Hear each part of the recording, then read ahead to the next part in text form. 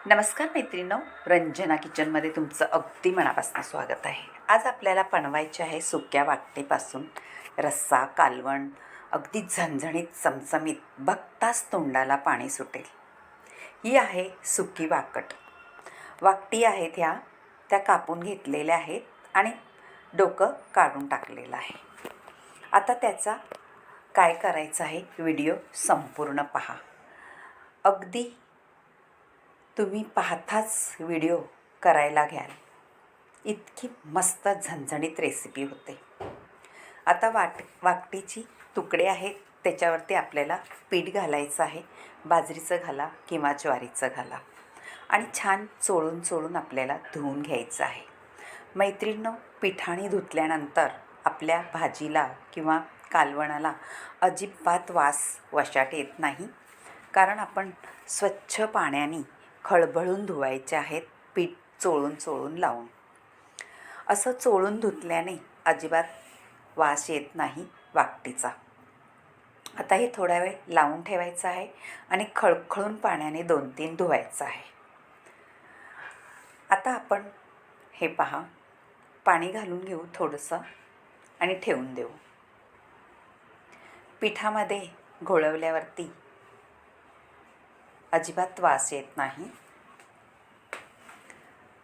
आता आपल्याला स्वच्छ धुवून घेतलेले आहेत वाकटी आणि पाण्यामध्येच ठेवायचं आहे बाकीची प्रोसेस करस तोपर्यंत. आता आपण एक कांदा आणि एक टॅमॅटो, छोटासाच कांदा घ्यायचा आहे, मोठा घ्यायचा नाही, एवढा पुरेसे आहे. कापून घ्यायचा आहे बारीक. आपल्याला फोडणीला द्यायचा आहे कांदा, त्यामुळे एवढा कांदा पुरेसा आहे. टॅमॅटोही तसाच बारीक कापून घ्यायचा आहे. फोडणी म्हटलं का, कांदे आणि टोमॅटोची फोडणी दिली का कोणताही पदार्थ चांगलाच होतो. आता कापून घेतलेल्या नंतर पुढची प्रोसेस करू. एक लोखंडाचं पॅन ठेवायचं आहे. त्याच्यामध्ये आपल्याला तेल घालून घ्यायचं आहे. थोडंसं गरम होऊन द्यायचं आहे तेल आणि त्याच्यानंतर आपल्याला त्याच्यामध्ये वाकटी टाकून घ्यायच्या आहेत. वाकटी ह्याच्यासाठी टाकायच्या आधी, कारण त्या आपल्याला फ्राय करून घ्यायच्या आहेत थोड्याशा. फ्राय म्हणजे परतून घ्यायच्या आहेत. कशा परतायच्या आहेत ते सुद्धा सांगणार आहे. आता थोडा वेळ आपण असे तेलामध्ये परतून घ्यायच्या, म्हणजे त्याचा सुगंध भारी येतो कालवणामध्ये. आणि नुसत्याच टाकल्या तर आपली वाकट परतायची राहून जाते आणि कालवणाला वशाट वास येतो. आता थोडंसं परतून झाल्यानंतर तेलामध्ये आपल्याला मीठ घालायचं आहे त्याच्यामध्ये. आणि काही मसाले आहेत. हे आहे घरगुती मसाला आणि बेडगी मसाला आहे. हळद घालून घेतलेली आहे, म्हणजे आपल्या वाकटीला चव भारी येते अशी तेलामध्ये परतून घ्यायची. आणि थोडीशी शिजली पण जाते परतल्यानंतर.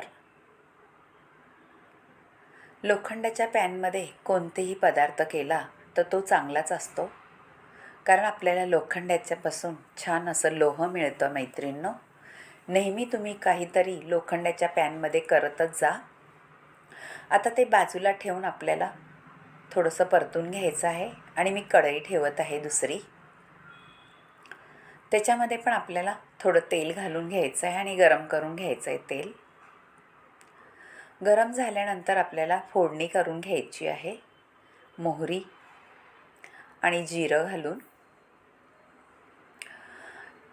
मोहरी तडतडल्यानंतर आपल्याला जिरं घालायचं आहे आणि हिंगसुद्धा घालायचं आहे आपल्याला. मैत्रिणींनो, हिंगाचा स्वाद अप्रतिम येतो ह्या रेसिपीमध्ये. कढीपत्ता घालून घेऊ भरपूर सारा. प्रत्येक कालवण म्हणा, भाजी म्हणा, त्याच्यामध्ये कढीपत्ता घालत जा मैत्रिणींनो.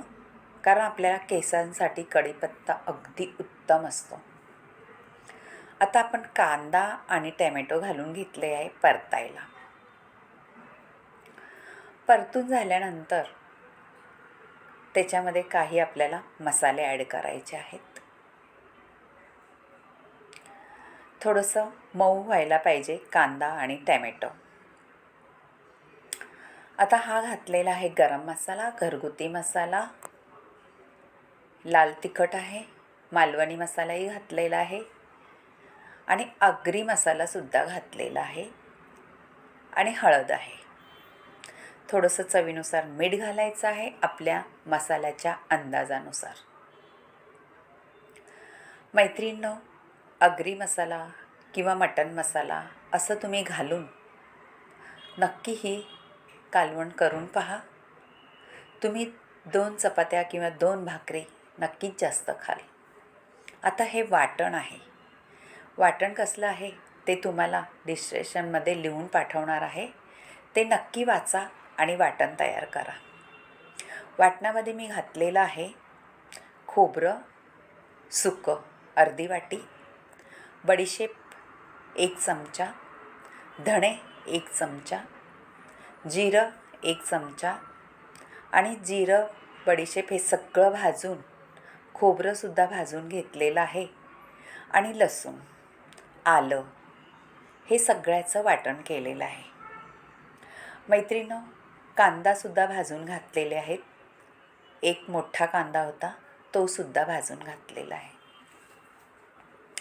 आता हे वाटण आहे ते घालून घेतलेले, परतून घेतलेले. त्याच्यात आपण पाणीही घातलेलं आहे आणि उकळीसुद्धा काढून घेतलेली आहे. आता आपण परतून घेतलेली वाकटी टाकून द्यायची आहे, त्याच्यामध्ये घालायच्या आहेत आणि खळखळून उकळी आणायची आहे. आपली वाकट थोडीशी शिजलेली आहे, 50% शिजलेली आहे. 50% रश्श्यामध्ये शिजवायची आहे.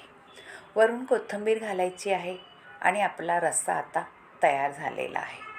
थोडंसं झाकण ठेवून छान रश्श्याला उकळी घ्यायची आणि त्याची तेल सुटस तोपर्यंत बारीक गॅसवरती खळखळून उकळी घ्यायची आहे. म्हणजे आपल्या वाकटीसुद्धा शिजल्या जातील आणि आपल्या मसालासुद्धा छान त्याच्यात घोळला जाईल.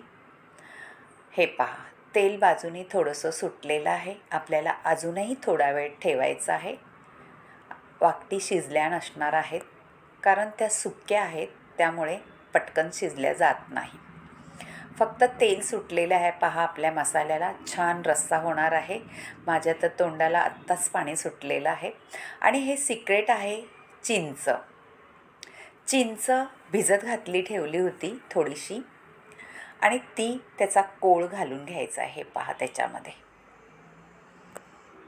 आता कोळ घातल्यानंतर थोड्या वेळ आपल्याला शिजवायचं आहे.